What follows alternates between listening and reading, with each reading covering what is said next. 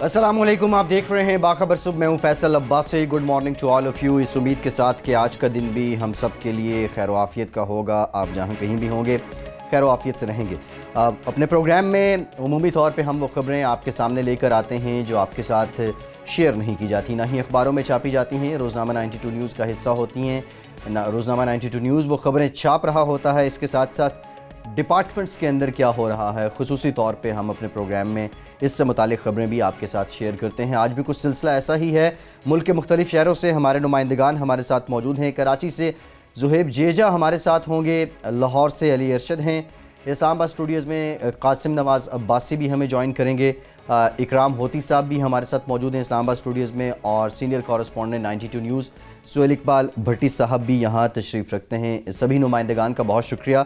सबसे पहले इंतहाई अहम मामला, और ख़ास से इस मामले को लेकर इससे पहले उलझन भी पाई जा रही थी, लेकिन हायर एजुकेशन कमीशन की जानिब से अब मुल्क में सरकारी जामियात में जो फासलाती निज़ाम तालीम है उस पर मबनी डिग्रियाँ बंद करने का ऐलान कर दिया गया है।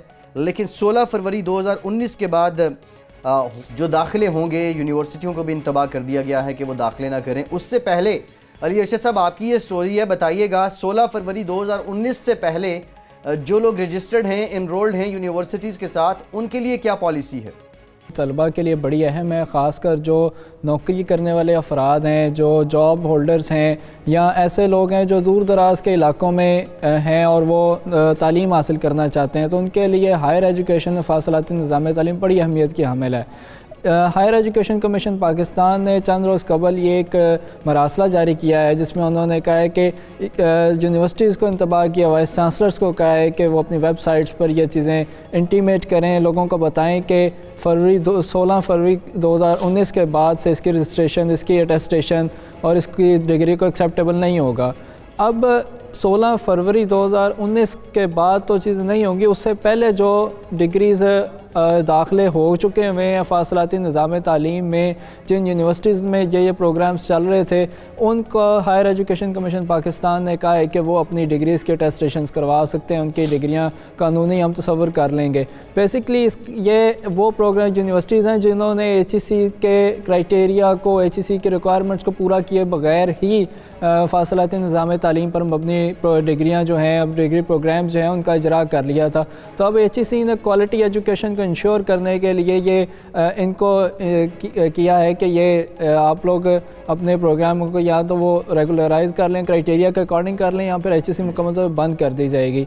अब इनको जो मौजूदा यूनिवर्सिटीज़ को किया गया है, इसमें पंजाब की भी कई यूनिवर्सिटी शामिल हैं, सिंध की हैं, जैसे खैरपुर शाह अब्दुल लतीफ़ भटाई यूनिवर्सिटी खैरपुर है, IBS सक्कर है, जामिया सिंध है जामशोरों से, पंजाब में बहाउद्दीन ज़िक्रिया यूनिवर्सिटी है, उसके अलावा GC university Faisalabad, agriculture university Faisalabad, जहाँ पे फासलाती निज़ाम तालीम के प्रोग्राम चल रहे थे। तो उनको HEC ने कहा है कि अभी जो तलबा उसमें इनरोल्ड हैं, जिनके डिग्री चल रही हैं, वो अपनी डिग्रीज़ कंप्लीट कर सकते हैं, उनकी डिग्रीज अटेस्टेशन भी हो जाएगी, उनको वेरीफाई, उनको एक्सेप्ट भी कर लिया जाएगा लीगली। लेकिन 16 फरवरी के बाद कोई भी दाखिला करेगा तो उसका HEC ज़िम्मेदार नहीं होगा, ना ही उसकी अटेस्टेशन की जाएगी। इस जो मरासले का इतलाक़ है वो HEC हुकाम के मुताबिक मुल्क की सबसे बड़ी फासलाती निज़ाम तालीम की यूनिवर्सिटी इस्लामा इकबाल ओपन यूनिवर्सिटी, जिसमें तकरीबन 2 लाख से ज़ायद तलबा उसमें इनरोल्ड हैं, मुल्क दूर दराज इलाकों से, जो जॉब होल्डर्स भी हैं, ऐसे लोग भी शामिल हैं जो रेगुलर एजुकेशन नहीं हासिल कर सकते। तो उसके बाद दूसरे नंबर पर वर्चुअल यूनिवर्सिटी को इजाज़त दी गई है। इस्लामा इकबाल ओपन यूनिवर्सिटी और वर्चुअल यूनिवर्सिटी फासलाती निज़ाम तालीम की डिग्रियाँ जो हैं वो मुकम्मल मतलब कि अपनी जारी रखेंगे, उन पर इस मरासले का इत्तलाक़ बिल्कुल नहीं होगा। इससे कबल भी मुल्क में इस्लामा इकबाल ओपन यूनिवर्सिटी फासलाती निज़ाम तालीम को बहसन चला रही है, और उसका जो तलबा का फ़ीडबैक है वो इस्लामा इकबाल ओपन यूनिवर्सिटी के हवाले से बड़ा ज़बरदस्त है कि वो एक अच्छा काम कर रही है। लेकिन अब कहना यह है कि HEC आया, ऐसे इससे पहले भी हम देखते आए हैं कि इलीगल कैंपसेस हैं या दूसरे डिग्रीज़ हैं, HEC जब तलबा इनरोल हो जाते हैं तो उसके बाद जाके तलबा को इंटीमेट करता है, इदारों को इंटीमेट करता है तो HEC को भी अपना कोई लायामल ऐसा बनाना होगा। जो भी मौजूदा चेयरमैन आए हैं उनको ऐसा 12 उनसे हमारी मीटिंग्स में भी, उनसे इंटरव्यूज़ में भी बात हुई कि उनसे इनको ऐसा काम को पॉलिसीज़ डिफ़ाइन करनी होंगी कि इनको इंश्योर किया जाए उस क्राइटेरिया उससे पहले ही, ताकि तलबा का भी टाइम ज़ाया ना हो और इदारों को भी परेशानी का सामना, वालिदैन को परेशानी का सामना ना करना पड़े। अब चूँकि ये मरासला जारी हो चुका है, अब वाइस चांसलर्स को, यूनिवर्सिटीज़ को, इदारों को इस पर अहकामात, इस पर अमल दरामद भी करना पड़ेगा। हाँ, दूसरी चीज़ ये है कि इस फैसले का अभी इतलाक़ फौरी तौर पर लॉ की डिग्रीज़ पे और IT की डिग्रीज़ पे नहीं होगा। इसके इन दोनों के हवाले से जो है उनके काउंसिल से मीटिंग के बाद इस पर फैसला किया जाएगा। अंडर ग्रेजुएट से लेकर MPhil PhD की डिग्रीज तक ये इसकी इम्प्लीमेंटेशन होगी कि तमाम तक जो प्रोग्राम चल रहे हैं फासलाती निज़ाम तालीम पर वो इस पर बंद किए जाएंगे और उनको आगे फर्दर फरवरी में उनको उसको बिल्कुल एक्सेप्ट नहीं किया जाएगा। अच्छा अली अरशद, बताइए कि फासलाती तालीम का जो कंसेप्ट है वो दुनिया भर के अंदर बड़े एडवांस शक्ल के अंदर जारी है और यहाँ पर HEC ने वर्चुअल यूनिवर्सिटी और इलामा इकबाल ओपन यूनिवर्सिटी को तो इजाज़त दी है कि अपना वो प्रोग्राम ये सिलसिला जारी रख सकते हैं। दीगर जिन यूनिवर्सिटियों को ये प्रोग्राम जारी रखने से मना किया गया है उनके अंदर क्या डेफिशिएंसीज पाई गई हैं? कौन से ऐसे HEC के स्टैंडर्ड थे जिनको मीट नहीं कर पा रही थी, जिसकी वजह से फरवरी 2019 से उनके ऊपर पाबंदी आयद करने का फैसला किया गया है? जी बिल्कुल, फासलाती निज़ाम तालीम दुनिया में बहुत ज़्यादा मकबूल है और बड़ा कामयाब चल रहा है। और पाकिस्तान में ये भी माहिरीन ने कहा है हमसे बात करते हुए कि इसको बंद करना एक तरफ समझ से बालातर है, क्योंकि दुनिया भर में ये निज़ाम बड़ा मकबूल है और बड़ा कामयाब तरीके से चल रहा है, तलबा इससे फ़ायदा उठा रहे हैं। पाकिस्तान में भी ये बड़ा अच्छे तरीके से चल रहा है। लेकिन अब इन यूनिवर्सिटीज़ का क्राइटेरिया कुछ ऐसा है, मतलब कि जो इन्होंने HEC का एक क्राइटेरिया होता है जिसके अकॉर्डिंगली डिग्री प्रोग्राम का इजरा किया को लिया जाता है, उसको उसके पैरामीटर्स को पूरा किया जाता है, उस पर जो है वो HEC को एतराज़ात हैं और उन्होंने उससे मीटिंग भी की है यूनिवर्सिटीज़ की इंतज़ामिया से और उनको कहा है कि आप अगर ये नहीं पूरा करेंगे तो हम बंद करेंगे। तो बात फिर वही है कि ये काम बहुत पहले होना चाहिए था। अब कितने ही तलबा जो हैं वो पास आउट होकर चले गए हुए हैं या अभी इनरोल्ड हैं, उनका फ्यूचर क्या होगा, उनको किस तरह से आगे देखा जाएगा, उनकी डिग्रीज़ को मार्केट में उनकी जॉब्स के हवाले से क्या होगा, ये एक बहुत बड़ा सवालिया निशान है। और इस पे HEC को ये पाबंदी मुस्तकिल अब रहेगी या जिन यूनिवर्सिटी के ऊपर इसका इतलाक किया गया इस पाबंदी का, जिसी फैसलाबाद एग्रीकल्चर यूनिवर्सिटी फैसलाबाद, इस्लामी यूनिवर्सिटी भावलपुर, अगर ये HEC के क्राइटेरिया को मीट कर लेते हैं तो क्या ये पाबंदी बाद में आने वाले सालों में ख़त्म हो सकती है? नहीं, अभी इस हवाले से कोई ऐसा फ़ैसला नहीं हुआ है कि अगर क्राइटेरिया मीट कर लेते हैं या HEC की रिक्वायरमेंट्स पूरी करते हैं तो पाबंदी ख़त्म। पाबंदी अभी फ़िल वक्त लगी रहेगी और इससे बिल्कुल इसका इतलाक़ इस पर रहेगा और ना ये इतनी जल्दी ख़त्म की जाएगी। जो हमारे HEC ज़राए ने हमें बताया है कि अभी ये इसका इम्प्लीमेंट करवाया जाएगा। बेसिकली अब्बासी साहब बात यह है कि HEC को मुल्क से जो है क्वालिटी एजुकेशन के हवाले से अभी बहुत सा मज़ीद काम करने की ज़रूरत है। उनको जो ऐसी डिग्रीज़ हैं, जो ऐसे डिग्री प्रोग्राम्स हैं जो कि जिस पे तलबा का मुस्तकबिल जो है वो दावा पे लगता है, वालिदैन को इतराज़ात है, HEC को खुद इतराज़ात हैं, तो उनको भी इंश्योर करने की ज़रूरत है। बता दिया है फासलाती निज़ाम तालीम के तहत जो लोग इन 16 फरवरी 2019 के बाद उन तलबा के लिए HEC ने अपनी पॉलिसी चेंज कर दी है और 2 यूनिवर्सिटीज़ वर्चुअल और अल्लामा इकबाल ओपन यूनिवर्सिटी को छोड़ के बाकी जितनी यूनिवर्सिटीज़ हैं वहाँ पे फासलाती निज़ाम तालीम पर मबनी डिग्रियाँ बंद करने का ऐलान कर दिया है।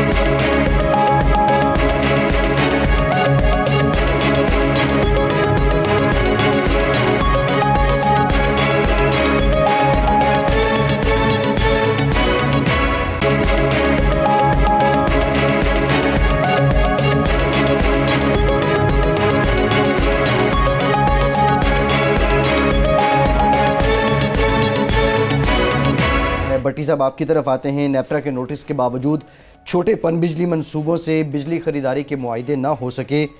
सेंट्रल पावर परचेजिंग एजेंसी क्या वजह है, ताखीर क्यों है, अब तक ये मुआहदे ना कर सकी? फैसल, ये मामला पहले भी हमने अपने प्रोग्राम में टेकअप किया कि छोटे पन बिजली मंसूबे मुल्क की मौशियत के लिए, हमारे जो ओवरऑल पावर सेक्टर है उसके लिए बहुत नागुज़ीर है। उसकी वजह यह है कि इसके बहुत मल्टीपल ऐसे बेनिफिट्स हैं जो कि दीगर शोबों से पैदा होने वाली बिजली से आप हासिल नहीं कर सकते। निजी शोबे के अंदर जो मुख्तलिफ इन्वेस्टर्स की जानिब से खैबर पख्तूनख्वा आज़ाद जम्मू कश्मीर के अंदर खसूसी तौर के ऊपर स्मॉल पनबिजली के मनसूबों के ऊपर काम शुरू किया गया, लैंड एक्वायर की गई, NOC हासिल किया गया एज़ पर पॉलिसी। लेकिन बदकिस्मती के साथ ministry of water and power और मौजूदा पावर डिवीज़न के अंदर मौजूद थर्मल पावर प्लांट्स की लॉबी ने छोटे पनबिजली मनसूबों की राह में हमेशा रुकावट पैदा की।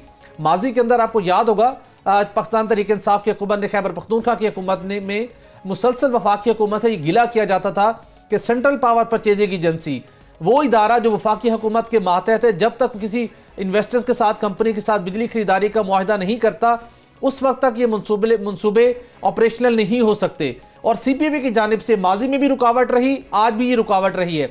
अगर हम बात करें RLNG की, अगर हम बात करें विंड की, अगर हम बात करें सोलर की, अगर हम बात करें फर्नेस ऑयल से पैदा करने वाले बिजली के पावर प्लांट्स की, इन तमाम शोबों के मुकाबले में जो पन बिजली है ना सिर्फ वो सस्ती तरीन है बल्कि इसकी लाइफ भी कई गुना ज़्यादा है। थर्मल पावर प्लांट्स की मैक्सिमम लाइफ 25 से 30 साल है, उसके बाद वो नकारा हो जाता है।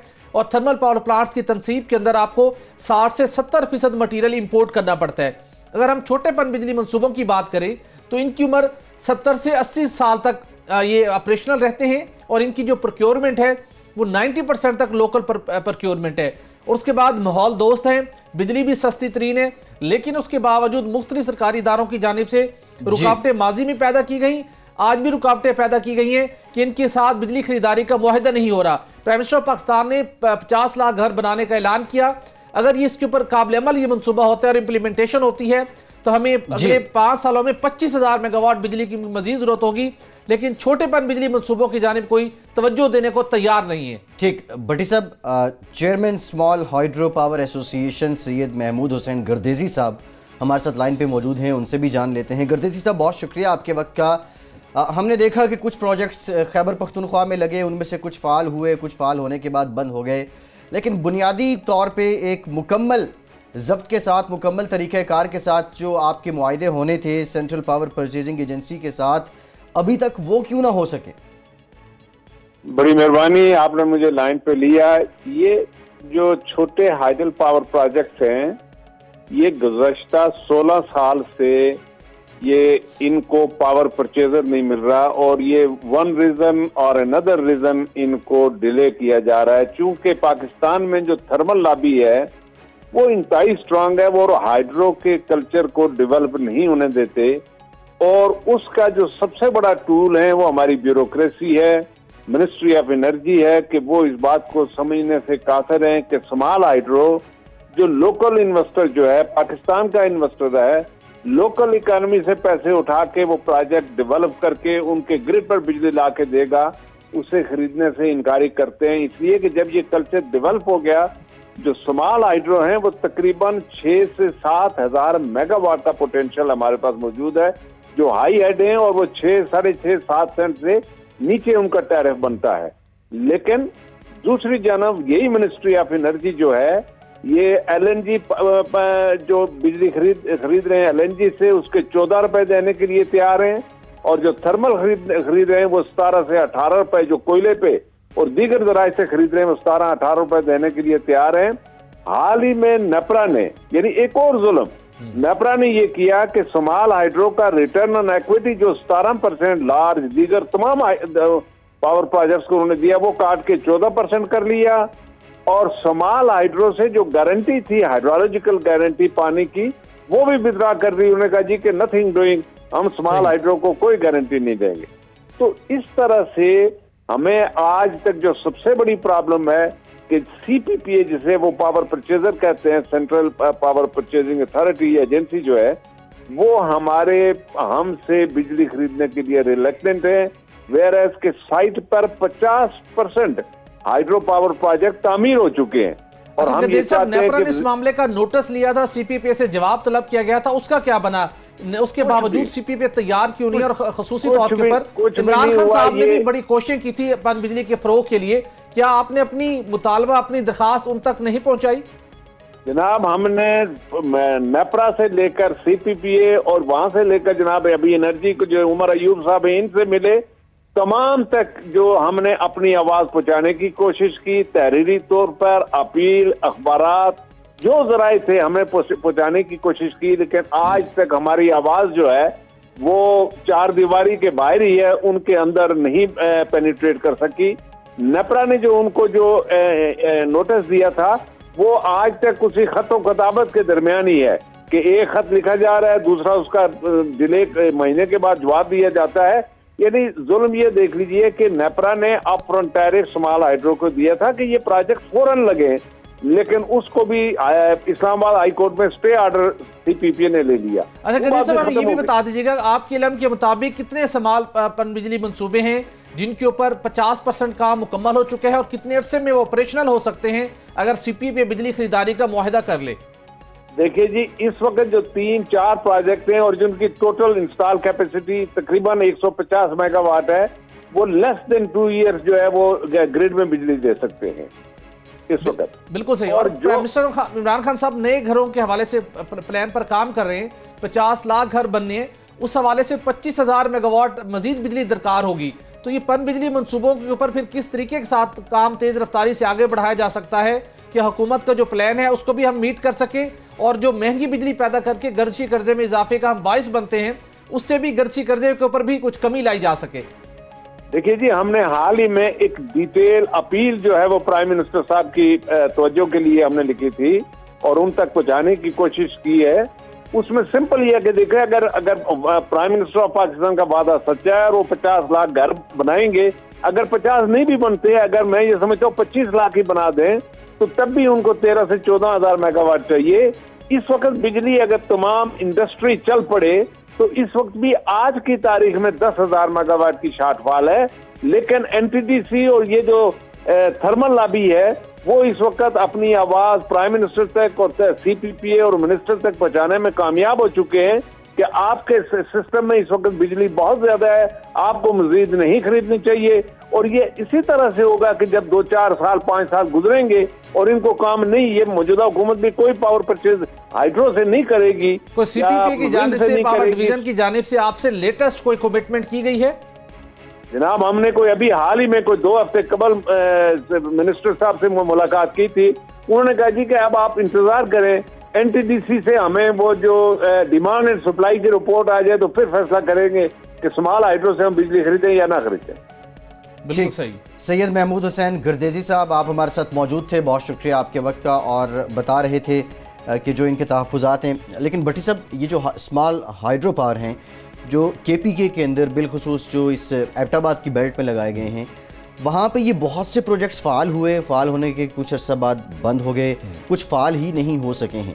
जो क्वालिटी कंट्रोल था वहाँ पे भी कंप्लेंट्स तो हैं, पैसा भी लगा, लेकिन उसके बाद उनसे फ़ायदा नहीं उठाया गया। आप नहीं समझते जो स्मॉल हाइड्रो पावर एसोसिएशन या इनकी जानिब से जो खामियां हैं वो भी अभी खासी ज़्यादा हैं, शायद इसलिए सीपीपीए मंजूरी न दे रही हो? देखिए, 2 डिफरेंट केसेस हैं। इमरान खान साहब ने 2017 में ये बात की थी कि खैबर पख्तूनख्वा की हुकूमत ने छोटे पन बिजली मंसूबे तामीर किए हैं, सीपीपीए बिजली खरीदारी का मुआहदा करने को तैयार नहीं है। ये सबसे बड़ा मसला है। दूसरा मसला है उनकी क्वालिटी का।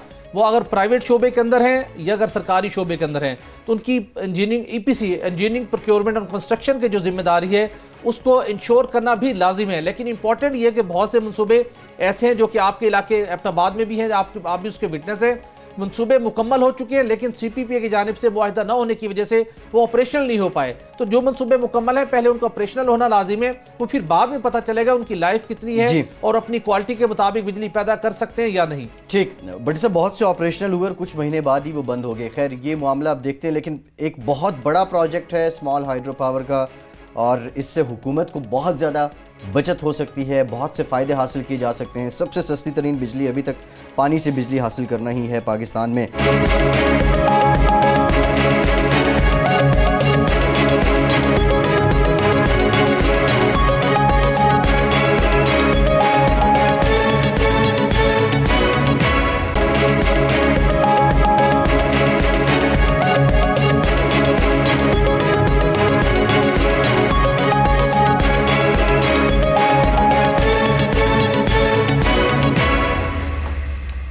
ब्रेक के बाद एक बार फिर से आपको खुशामदीद कहेंगे। बहुत दिन पहले हमने एक मामला उठाया था कि बहरीन में पाकिस्तानियों के दाखिले पर पाबंदी आयद कर दी गई और अचानक से ये पाबंदी आयद की गई थी, लेकिन इसके पीछे मुहर्रिकात क्या थे, अब ये सारी कलई खुल गई है। भट्टी साहब, ख़बर आपकी है, ईरानी शहरी और पाकिस्तानी दस्तावेज़ात पे बहरीन में, ये कैसे मुमकिन हुआ? फैसल, ये बहुत बड़ा अलमिया है कि हमने अपने ये इशू अपने प्रोग्राम में टेकअप किया था, किस तरीके के साथ बहरीन जाने वाले पाकिस्तानियों की मुश्किलात से दो चार था। उस वक्त जब 2 माह तक बहरीन की हुकूमत की जानिब से पाकिस्तानियों की बहरीन में दाखिले पर पाबंदी आयद कर दी थी और सबसे ज़्यादा मुश्किलात का सामना करना पड़ा था सऊदी अरब में जो उस वक्त मौजूद थे पाकिस्तानी, जो कि कारोबार के सिलसिले के अंदर सऊदी अरब आए थे या पाकिस्तान आए हुए थे, वो वापस नहीं जा सकते थे। उनका ना सिर्फ कारोबार बुरी तरह से मुतासर हुआ था, बल्कि बहुत से ऐसे पाकिस्तानी भी थे जिन्होंने बहरीन के अंदर हॉस्पिटल कायम किए थे, वहाँ पर उनका हॉस्पिटल का बिजनेस था, वो हॉस्पिटल वापस नहीं जा सकते थे। बल्कि वो अगर कहीं से जो बहरीन में मौजूद थे, उन्हें डॉक्टर्स की किल्लत का सामना था, वो किसी मुल्क से, पाकिस्तान से किसी पाकिस्तानी को डॉक्टर की खिदमत हासिल करने के लिए नहीं बुला सकते थे। बहुत सी मुश्किलात का सामना था। हमने मामला टेकअप किया और वहाँ पर पाकिस्तानी जो उनकी एसोसिएशन के जो नुमाइंदे थे, उन्होंने भी अपनी आवाज़ बुलंद की, लेकिन मसला हल नहीं हो पा रहा था। वजह उस वक्त भी यही बताई गई थी कि बहरीन में कुछ ईरानी अफराद हैं जो कि पाकिस्तानी पासपोर्ट के ऊपर दाखिल हुए हैं, उन्हें गिरफ्तार किया गया है। और ये बड़ा संगीन मामला था कि वो किस तरीके के साथ जाली दस्तावेज़ के ज़रिए बहरीन पहुँचने में कामयाब हुए थे। उन्हें वहाँ पर गिरफ्तार किया गया था और उनसे तहकीकात की जा रही थी। उसके बाद बिलाखिर ये तहकीकात मुकम्मल हुई और पाकिस्तानी कौंसल की जानिब से बहरीन में गिरफ्तार इन ईरानी बशिंदों तक रब्ता किया गया, उनसे बातचीत की गई और इस बात की तस्दीक करके पाकिस्तान को रिपोर्ट अरसाल की गई कि बहरीन की जेलों में 5 ऐसे अफराद मौजूद हैं जो कि ईरानी शहरी हैं, लेकिन उनके पास पाकिस्तानी दस्तावेज़ के उन्होंने पाकिस्तानी दस्तावेज़ पर उन्होंने सफ़र किया, जाली दस्तावेज़ थी और वो गिरफ्तार हो चुके हैं। जिसके बाद वजारत दाखिला को और वजारत खारजा को अलर्ट जारी किया गया था कि अब जल्द बहरीन हुकूमत इनको पाकिस्तान वापस भिजवाएगी, तो इनसे मज़ीद तहकीकात का अमल शुरू होना चाहिए कि किस तरीके के साथ इन्होंने ये जाली दस्तावेज़ हासिल की। तमाम तर कंप्यूटराइज सिस्टम और उसके ऊपर सख्त चेक एंड बैलेंस होने के बावजूद वजारत खारजा ने और वजारत दाखिला ने FIA को अलर्ट जारी किया था कि ये लोग तुर्बत पहुँचने वाले हैं। गुज़श्ता हफ्ते ये लोग तुर्बत पहुँचे थे, 5 अफराद इनको गिरफ्तार कर लिया गया। FIA की जानिब से FIR का बाज़ाब्ता तौर के ऊपर इंदराज कर लिया गया। जो हमें सरकारी दस्तावेज़ मौसूल हुई FIA की, उसके अंदर फैसल इस बात का इंकशाफ हो रहा है कि ये सिलसिला 2014 से जारी है। 2014 में ईरानी शहरी भी पाकिस्तानी पासपोर्ट और शनाख्ती कार्ड के ऊपर पाकिस्तानी शनाख्ती कार्ड हासिल किया, नादरा के ज़रिए पासपोर्ट बनवाया और बहरीन गए। 2015 में ये वाक़या हुआ, 2016 में हुआ, 2017 में हुआ। ये उस वक्त ये सारे वाक़यात हो रहे थे जब ये सारा मामला नादरा के सिस्टम के अंदर जो जाली शनाख्ती कार्ड बनाने के हवाले से एक क्रैकडाउन हो चुका था। बहुत से नादरा के अफसरान को गिरफ्तार किए जा चुके थे और उसके बाद चेयरमैन नादरा ने उस्मान मुबीन साहब ने इस बात की यकीन दहानी करवाई थी कि बलूचिस्तान के नादरा के दफातर हों या कराची के हों, अब किसी जगह से जाली शनाख्ती कार्ड का इजरा हासिल करना अब तकरीबन नामुमकिन हो चुका है। लेकिन उसके बावजूद ये लोग नादरा से जाली शनाख्ती कार्ड बनवा रहे थे और पासपोर्ट बनवाने में भी कामयाब हुए थे। FIA की अब तहवील में है, इनसे तहकीकात का सिलसिला जारी है।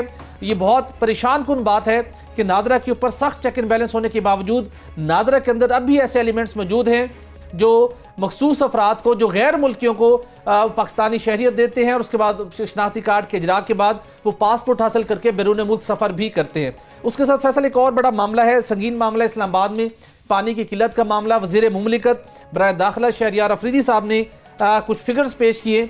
उनके मुताबिक इस्लामाबाद में गुज़श्ता 5 सालों के दौरान पानी ज़ेरे ज़मीन पानी की सतह 80 फुट नीचे जा चुकी है, कम हो चुकी है। और उसकी बड़ी वजह क्या है कि जो सिमली डैम से और बाकी अजराए से जो इस्लामाबाद को पाइप CDA पानी फ्राहम करता था, उसकी फ्राहमी 110 मिलियन गैलन की तलब है, जबकि सिर्फ यौमिया 60 मिलियन गैलन पानी फ्राहम किया जाता है। तो मुख्तलिफ इंडिविजुअल्स ने, मुख्तलिफ हाउसिंग सोसाइटीज़ ने, जिनका स्टेटस भी लीगल नहीं था, उन्होंने खुद बोर करके ज़ेर ज़मीन पानी हासिल करने का सिलसिला शुरू किया और पानी की ज़ेर ज़मीन पानी की सतह इस्लामाबाद में ख़तरनाक हद तक नीचे जा रही है, जो कि अलार्मिंग सिचुएशन है।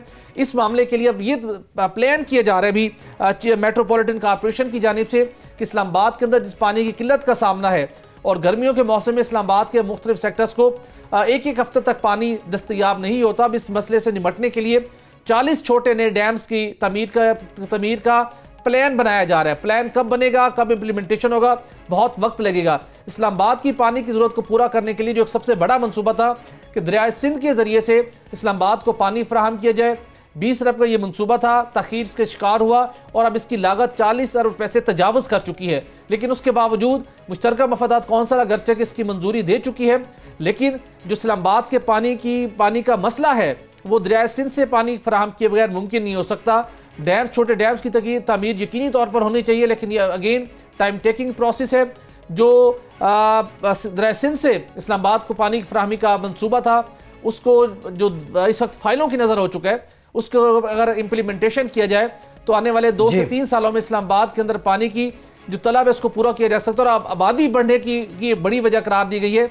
1998 में इस्लामाबाद की आबादी जो 8 लाख रिपोर्ट हुई थी, अब वो 20 लाख से तजावुज़ कर चुकी है। बहुत तेज़ी से आबादी बढ़ रही है, लेकिन CDA की जानिब से पानी फराहमी के हवाले से कोई मुअस्सर मनसूबाबंदी ताहाल सामने नज़र नहीं आ रही। ठीक, बड़ी साहब बहुत डिटेल में आपने बता दिया। और फिर इस्लामाबाद के अंदर जो लोगों ने घरों में बोर कर लिए, गैर कानूनी हाउसिंग सोसाइटीज़ बन गई, ये भी एक बड़ी वजह है जिस तरह आपने बताया भी है। खैर, पानी के लिए जो एक मूवमेंट चल रही है, नेशनल मूवमेंट, उसमें भी कंट्रीब्यूशन पाकिस्तानियों का लाजमी बनता है और करना भी होगा, वरना कोई चारा नहीं है।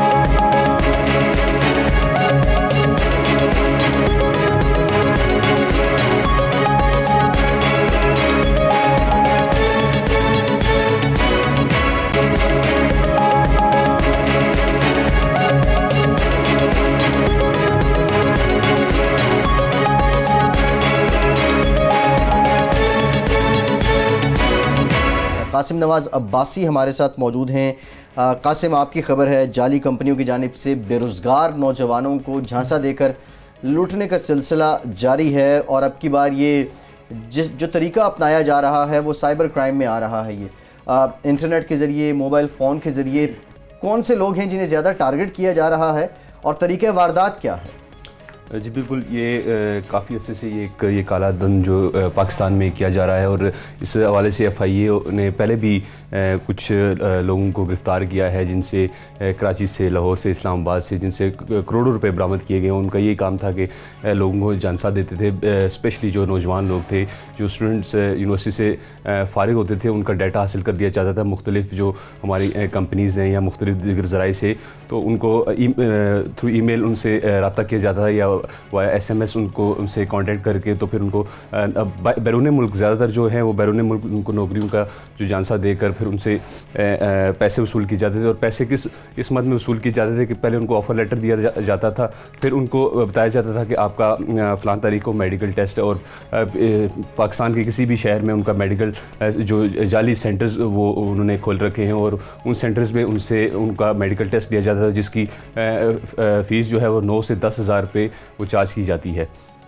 इस मद में अभी तक जो हमें इतलात मौसूल हुई हैं कि करोड़ों रुपए वो इन जाली जो कंपनियां वो लोगों से लूट चुकी हैं। और इस हवाले से FIA और दीगर जो हमारे साइबर क्राइम जो विंग्स हैं उनके पास ये इस हवाले से शिकायत भी पहुंच चुकी हैं, लेकिन ताहाल अभी तक उस तरह से प्रॉपर जो ऑपरेशन होता है इन जाली कंपनियों के ख़िलाफ़ वो नहीं किया जा सका। और ये बिल्कुल अभी भी रोज़ाना की बुनियाद पर नौजवानों को ईमेल्स आ रही हैं, मैसेजेस आ रहे हैं कि आप आज यहाँ फ़लाँ जगह पे नौकरी कर लें, फ़लाँ कंपनी में नौकरी कर लें, और इसके लिए ये प्रोसीजर है। फिर बाज़-औक़ात लोग, इस नौजवान जो हैं वो बेरोज़गार से तंग आकर इस जो ब्लैकमेलिंग में या इस जो इनका जो जाली ये कंपनियां हैं इनमें फंस भी जाते हैं। और क्योंकि बैरून मुल्क का वो एक सुहाना ख्वाब दिखाते हैं, जिसकी वजह से हमारे जो बेरोज़गार नौजवान हैं वो इस झांसे में आते हैं और वो अपने पास जो उनके पैसे होते हैं वो भी लुटा देते हैं। जी अच्छा कासिम, पहले साइबर क्राइम का कानून मौजूद नहीं था, अब कानून भी मौजूद है, लेकिन उसके बावजूद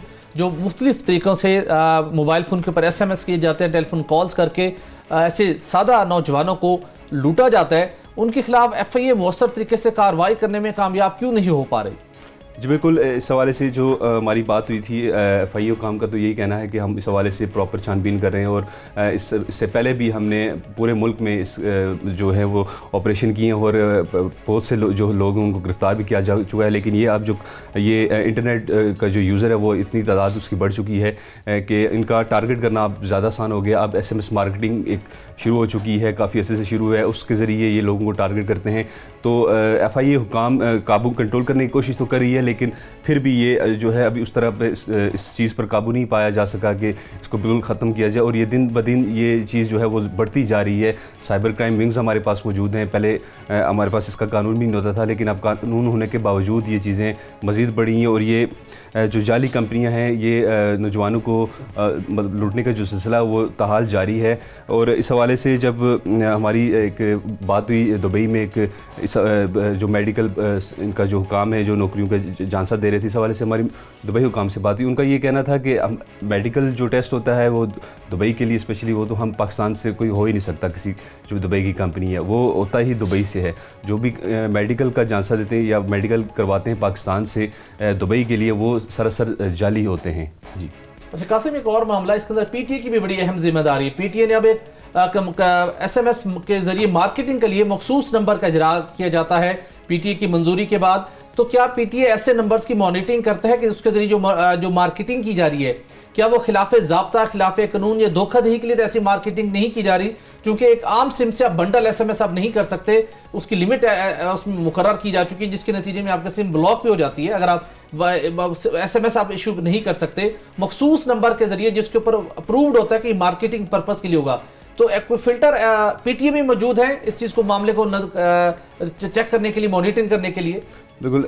SMS जो मार्केटिंग जो अभी जो चल रहा है सिस्टम, उसमें कोई लिमिट नहीं है। ये लोग ऐसा करते हैं कि जो हमारी मल्टीनेशनल कंपनीज़ हैं, मुख्तलिफ जो सर्विस देती हैं, उनसे नंबर जाके डाटा निकाल लेते हैं और वो फिर वन गो में सबको हज़ारों की तादाद में जो है वो SMS वो भेज दिए जाते हैं अपनी मार्केटिंग के लिए।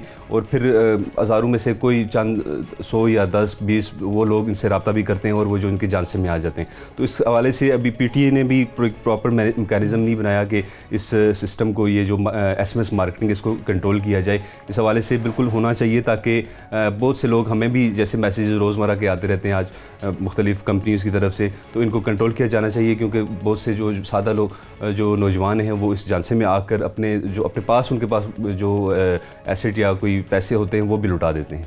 तो PTA हुकाम के सवाल से मौके सामने आए?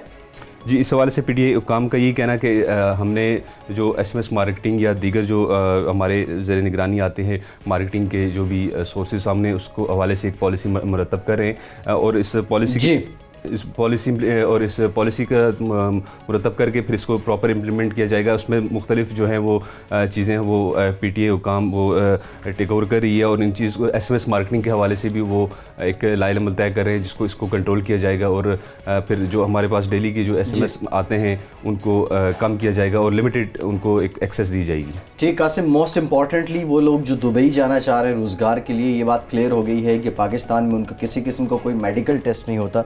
जो भी उनके टेस्ट डायग्नोसिस होने होते हैं वो दुबई जाकर ही होते हैं। इस बात का आवाम को ज़रूर ख्याल रखना होगा, किसी के धोखे में मत आइए। इकराम होती साहब, आप हमारे साथ मौजूद हैं। आपकी खबर, कराची इलेक्ट्रिक सप्लाई कंपनी की फ़रोख्त का मामला पुरअसरार हो गया, कैसे पुरअसरार हुआ? जी, ये आपको एक ऐसी बात बताने जा रहा हूं जो कि अक्सर मीडिया में नहीं आ रही। इस दिसंबर में पाकिस्तान को 2 खुशखबरियां मिलनी थी। एक खुशखबरी ये थी कि 1 अरब 77 करोड़ डॉलर पाकिस्तान आने लगे थे। 2016 में मुआहदा हुआ था के इलेक्ट्रिक का, के शेयर्स का 66% शेयर्स का, वो पैसे आने थे पाकिस्तान। ये मुआहदा हुआ था एब्राज ग्रुप और शंघाई इलेक्ट्रिक के दरमियान जो चाइना की है। वो अगर 66% शेयर मुंतकिल हो जाते तो ये पैसे पाकिस्तान आ जाते और पाकिस्तान को इस वक्त फॉरेन करेंसी का जो मसला दरपेश है, तो दुनिया में एक बहुत बड़ी खबर जाती है कि एक कंपनी है जिसके शेयर्स बिक गए हैं। ये ब्लूमबर्ग और CNN और BBC की टाइप की खबरें बनती हैं इससे। तो वो काम नहीं हुआ। उससे सरमायाकारी में तेजी आना लाजमी था, लेकिन वो शेयर्स मुंतकिल ना हो सके। इस सिलसिले में जो दूसरी बड़ी खबर है कि भाई वो काम भी नहीं हो सका, वो ये है कि शंघाई इलेक्ट्रिक ने ये कहा था कि जब मैं ये 66% शेयर ले लूंगा तो उसके बाद जो के इलेक्ट्रिक का सिस्टम है उसको मैं डेवलप करूंगा, उसको मैं बेहतर करूंगा, बिजली चोरी रुक जाएगी, लाइन लॉसेज रुक जाएंगी।